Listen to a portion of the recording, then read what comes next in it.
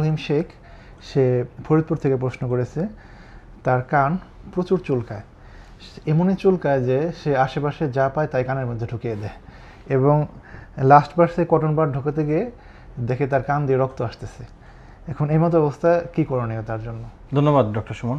আচ্ছা, আমরা এই ওপিডিতে ইএনটির যে পেশেন্টগুলো দেখে থাকি এর মধ্যে হচ্ছে এই কটন বাড ইউজ, এটা হচ্ছে খুবই কমনলি পাই। ইভেন শুধু কটন বাড ইউজ না, ওনার গুড লাক যদি কটন বাডের ওই যে লাস্টের পোর্শনটুকু আসছে কিনা আমি ঠিক জানি না, এরই সাথে হচ্ছে কান দিয়ে যে মানে রক্ত আসা, এটা কিন্তু কাইন্ড অফ ইনজুরি। কানের এক্সটার্নাল ক্যানেল যেটা আছে এটাতে ইনজুরি করা, এটা মেডিকেল সায়েন্সে খুবই হার্মফুল।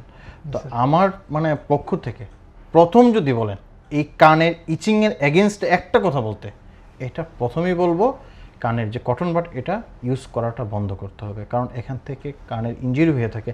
এবং অনেক সময় যে কটন বাডের লাস্টের যে মানে বাট অংশটুকু থাকে এটা থেকে যায়, এবং রুগীরা অনেক সময় জানে না। আমি এরকম আমার লাইফে এরকমও পাইছি যে 6 মাস পরে কটন বাডের ওই পোর্শনটুকু ছিল, কখন যখন ওইখান থেকে ইনফেকশন হওয়া শুরু হয়েছে, রুগীর মনে হচ্ছে কান দিয়ে পুচপানি আসতেছে।